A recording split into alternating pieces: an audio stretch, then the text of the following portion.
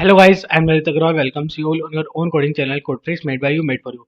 So let's now start today's lead code problem. आज के lead code की problem क्या बोल रही है? अच्छा before moving towards the problem ना 1 मिनट डिस्कशन फॉर दोस्त जिनको ये प्रॉब्लम अच्छे से समझ में आ चुकी है और जो खुद से एक बार ट्राई करना चाह रहे हैं।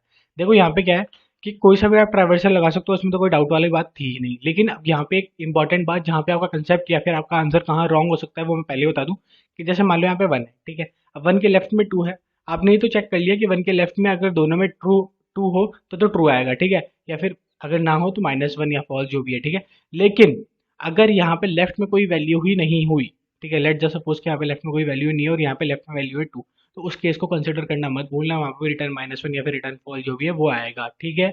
ओके, अब जिसको प्रॉब्लम समझ में नहीं आई है उनको टेंशन लेने की कोई जरूरत नहीं है। अपन बड़े आराम से सबसे पहले तो ये समझने वाले हैं कि क्वेश्चन कहना क्या चाह रहा है, इसके बाद में इसकी अप्रोच बिल्ड करेंगे and finally will move towards it's implementation. देखो यहाँ पे बोल क्या रहा है क्वेश्चन, कुछ नहीं बोल रहा। दो अपने को ट्रीज दिए हुए हैं, एक तो पी नाम का और एक क्यू नाम का, ठीक है। और इसमें सिर्फ अपने को इतना सा बताना है कि क्या ये दोनों जो ट्रीज हैं वो सेम है या नहीं है, ठीक है। अब सेम कैसे होंगे कि अगर 1 यहाँ पे रूट है तो यहाँ पे भी रूट क्या होनी चाहिए 1। फिर 1 के अगर लेफ्ट में 2 है तो यहाँ पे भी क्या होना चाहिए 2। यहाँ पे 1 के राइट में 3 है तो यहाँ पे भी क्या होना चाहिए 3। अच्छा, अब यहाँ पे मान लो 2 के राइट में 4 होता और यहाँ पे नहीं होता तो ये ऑफकोर्स सी बात है सिमिलर ट्रीज नहीं है, ठीक है। हाँ चलो ठीक है, इतना समझ में आ गया। हाँ तो क्वेश्चन समझ में आ गया ना? हाँ बोला बिल्कुल सही बात है, ठीक है। तो यहाँ पे जैसे अगर ये दोनों ट्रू थे, ये दोनों सिमिलर थे, तो अपना आंसर क्या है 2, ठीक है।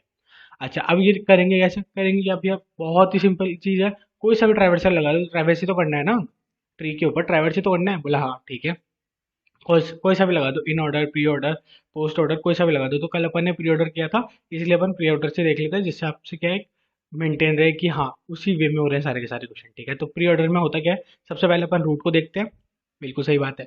फिर अपन लेफ्ट वाले को देखते हैं, फिर अपन राइट वाले को देखते हैं। कोई दिक्कत वाली बात? बोला नहीं। तो इसमें अपन ने रूट को देख लिया, हाँ रूट सही है। फिर लेफ्ट वाले को देखा, बोला हाँ लेफ्ट वाला भी सही है। राइट वाले को देख लिया, कोई दिक्कत वाली बात? बोला नहीं। नहीं, ठीक है। अच्छा, अगर मान लो ये जो रूट है, ठीक है, यहाँ पे अपन 5 और 6 और ले लेते हैं, ठीक है। हाँ, अब जैसे रूट है, रूट के लेफ्ट में आया, ठीक है, रूट देख लिया अपन ने, फिर रूट के लेफ्ट में आ गया। अब रूट के लेफ्ट में आने के बाद में क्या हो गया कि ये भी एक रूट की तरह एक्ट कर रहा है। हाँ बिल्कुल सही बात है। तो अब इसके बाद में पहले 5 पे जाएगा, फिर उसके बाद में 6 पे जाएगा एंड देन वापस रिटर्न होगा, ठीक है। कोई दिक्कत वाली बात? बोला नहीं है। हो गया। हाँ, बस ये चेक करना था। अच्छा, अब इसमें जैसे अपन ने ये वाली वैल्यूज तो चेक कर ली कि जैसे यहाँ पे 1 आया तो यहाँ पे भी 1 आना चाहिए उस टाइम पे, यहाँ पे 2 आया तो यहाँ पे भी 2 आना चाहिए। लेकिन अगर जैसे यहाँ पे 5 आया, ठीक है, और यहाँ पे कोई वैल्यू ही नहीं है, तो इस पॉइंट ऑफ टाइम पे अपन क्या आंसर करा देंगे? रिटर्न -1, ठीक है। हो गया क्वेश्चन सॉल्व? बोला हाँ। देख लेते हैं हम इसका एक बार इम्प्लीमेंटेशन। देखो, ये वाला अपना फंक्शन था जो कि अपने को दिया हुआ था। अपन ने इस फंक्शन में आते क्या क्या बोला, एक और फंक्शन कॉल कर दिया और यहाँ पे अपन ने सीधा क्या करा दिया? रिटर्न आंसर, ठीक है। आंसर को एक रिटर्न करा दिया। भैया आंसर इनिशियलाइज किया, बोला ग्लोबली डिक्लेयर कर दिया, और इसको बाय डिफॉल्ट अपन ने क्या बोल दिया? बोला ट्रू है, ठीक है। बाय डिफॉल्ट अपन ने ऐसा मान दिया कि अपने जो दोनों ट्रीज है ना वो सेम है, ठीक है। अब जैसे यहाँ पे जो फंक्शन है ना ये कॉल हुआ, तो देखो इस फंक्शन में क्या था? पी और क्यू, मतलब रूट आई है। हाँ ठीक है।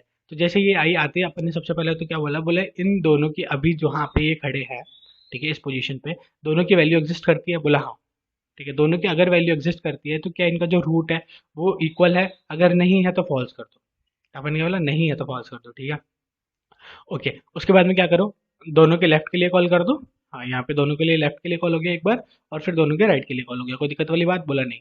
अच्छा, आप किसी भी पॉइंट ऑफ टाइम पे ऐसा होता है कि जो अपना पी है, मतलब ये वाला जो रूट, ये वाला जो ट्री है, इसकी तो कोई सी नोड ऐसी है जो नल नहीं है, मतलब जहाँ पे वैल्यू एग्जिस्ट करती है। लेकिन अगर क्यू वाली उस पॉइंट पे या उस जगह पे वैल्यू एग्जिस्ट नहीं करती है तो भी अपना आंसर फॉल्स हो जाएगा। और सिमिलरली गो विद दिस कि अगर पी वाली एग्जिस्ट नहीं करती है और क्यू वाली एग्जिस्ट करती है तो भी अपना आंसर क्या हो जाएगा? फॉल्स, ठीक है। तो कभी भी एक बार अगर अपना आंसर फॉल्स हो गया है, ठीक है, तो बाय डिफॉल्ट जो वैल्यू थी वो चेंज हो गई है। हाँ बस, तो लास्ट में आंसर क्या होगा? Return false. अगर चेंज हुआ तो, नहीं हुआ तो रिटर्न ट्रू अपना होना ही है, ठीक है। आई होप आपको अच्छे से समझ में आ गया होगा। फिर भी अगर आपको कोई भी डाउट हो तो one box is all yours and we are there for you. Question बड़े आराम से सबमिट हो रहा है। Thank you, thanks for watching.